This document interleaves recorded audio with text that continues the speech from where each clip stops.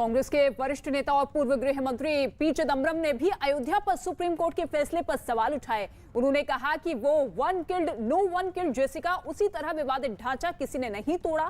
P Chidambaram ने यह भी बयान दिया कि कांग्रेस नेता सलमान खुर्शीद की किताब sunrise over Ayodhya nationhood in are times के विमोचन के दौरान पी चिदम्बरम इस तरीके का बयान देते हुए नजर आए। After the Supreme Court judgment, things took a predictable course.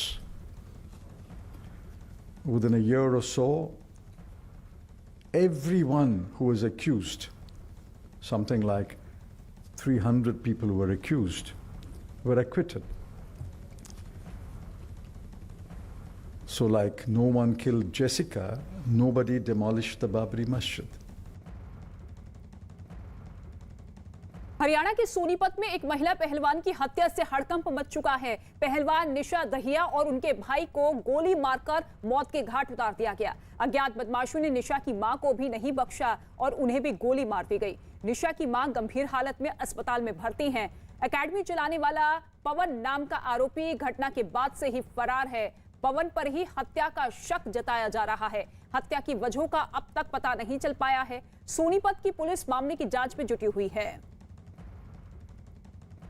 तो हरियाणा में यूनिवर्सिटी मेडल विजेता रेसलर और उसके भाई पर गोलियां बरसाई गई। उसकी मां को भी नहीं बख्शा गया। हालांकि भाई और बहन की दोनों की ही मौके पर ही मौत हो गई, लेकिन मां की हालत गंभीर बताई जा रही है और जो आरोप है वो एकेडमी के मालिक पर लगा हुआ है। हालांकि इस पूरे मामले की जांच सोनीपत की पुलिस कर रही है, लेकिन आरोपी पवन नाम का शख्स फरार है।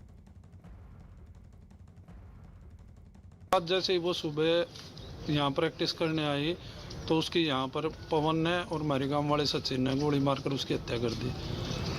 और फिर हमारे घर पे उस पर चाची के पास फ़ोन कर वो उनको बुलाया कि प्रैक्टिस ख़त्म होगी, अपनी गुड़िया नाक है ले जाओ। जैसे ही वे वहाँ आए तो उनके ऊपर भी उन्होंने हमला कर दिया। जिससे पहले तो मेरी चाची को गोली लगी, फिर वो लड़का भाग लिया तो उसके पीछा करते हुए उन्होंने नहर पार करने के बाद उसको भी गोली मारकर हत्या कर दी। कुछ नहीं पता जी, ऐसा कोई कारण नहीं था। अगर ऐसा कोई हमें पता होता, 3 साल से वो गुड़िया यहाँ प्रैक्टिस कर रही थी, हम उसको आना ही बंद कर देते। जो लड़की थी तकरीबन 20 साल उम्र जिसकी बताई जा रही है, वो यहाँ पर प्रैक्टिस वगैरह करने के लिए आती थी और उसकी और उसके ब्रदर की गोली मार के हत्या करी गई है। यहाँ के जो कोच था उसके और उसके कुछ अन्य साथियों के द्वारा। उनकी मदर के भी इंजरीज हैं जो पीजीआई रोहतक में उपचाराधीन है। तो हमारी टीम्स लगी हुई हैं। तो इस पूरे मामले की सोनीपत पुलिस से जांच कर रही है, लेकिन पहलवान निशा की हत्या किसने की है, किसने गोलियां बरसाई, क्योंकि निशा जो कि अपने परिवार के साथ मौजूद थी, उनका भाई भी उनके साथ मौजूद था, उनकी बहन मौजूद थी और कुछ लोग आते हैं ताबड़तोड़ गोलियां बरसाते हैं, जिसमें निशा और उसके भाई की मौके पर ही मौत हो गई है। मां की हालत बेहद गंभीर बताई जा रही है। दीपक इस वक्त हमारे साथ मौजूद है। दीपक, क्या कुछ अपडेट? सोनीपत पुलिस इस मामले की जांच तो कर रही है, लेकिन क्या आरोपी तक पहुंच पाई है पुलिस?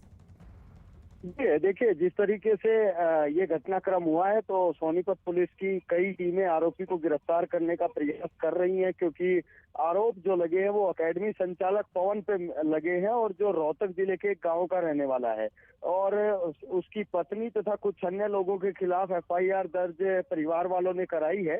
तो फिलहाल पुलिस यही कह रही है कि जल्दी आरोपियों को गिरफ्तार कर लिया जाएगा, लेकिन ये भी सूचनाएं हैं कि फिलहाल हलालपुर गाँव में दहिया खाप की इस मामले को लेकर के पंचायत हो रही है। उस पंचायत में क्या फैसला होता है वो देखने वाली बात होगी, लेकिन फिलहाल आरोपी पुलिस की गिरफ्त से बाहर है। जी दीपक, निशा के बाकी परिवार वालों का क्या कुछ कहना है, किस पर संदेह?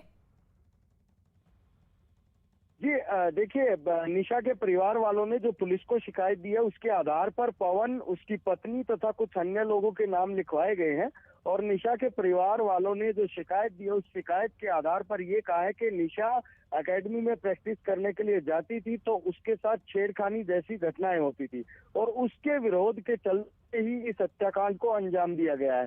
तो फिलहाल छेड़खानी का जो आरोप लगा है, छेड़खानी के आरोप का विरोध करना ही इस हत्या की वजह बताया जा रहा है। ठीक है, दीपक, आप बने रहिएगा हमारे साथ। ये दो तस्वीरें आप देखिए किस तरीके से पहलवान की हत्या के बाद से लगातार हड़कंप मचा हुआ है। हालांकि जो परिवार वाले हैं उनकी तरफ से शिकायत दर्ज करवाई गई है कि निशा को लगातार परेशान किया जाता था, उसके साथ छेड़छाड़ की जाती थी और उसी के विरोध के चलते कई बार शिकायत भी की गई, लेकिन इसके बावजूद कोई एक्शन नहीं लिया गया। लेकिन इस पूरे मामले को लेकर अब पुलिस बेहद गंभीरता से इस मामले की जांच कर रही है और जो आरोपी है अभी भी पुलिस की गिरफ्त से बाहर है, उसी की तलाश में जुटी हुई है पुलिस। लेकिन ये दो तस्वीर आप देखिए, निशा और निशा के भाई की हत्या कर दी गई है, मां की हालत बेहद गंभीर बताई जा रही है और सोनीपत का ये पूरा मामला जहां महिला पहलवान पर गोलियां बरसाई गई। दीपक का एक बार फिर से रुख कर लेते हैं। दीपक, वहां पर किस तरीके से अब इस पूरे मामले को लेकर पुलिस की टीम का गठन कर दिया गया है, प्रशासन की तरफ से क्या कुछ कहा जा रहा है कि कब तक आरोपी को गिरफ्त में लिया जा सकता है? ये देखिए, इस मामले में सोनीपत के एसपी राहुल शर्मा ने बाकायदा गोहाना सीआईए टीम और खरगोदा सीआईए टीम को जांच सौंप दी है और ये दोनों टीमें इस मामले में आरोपियों की गिरफ्तारी करने का प्रयास कर रही हैं।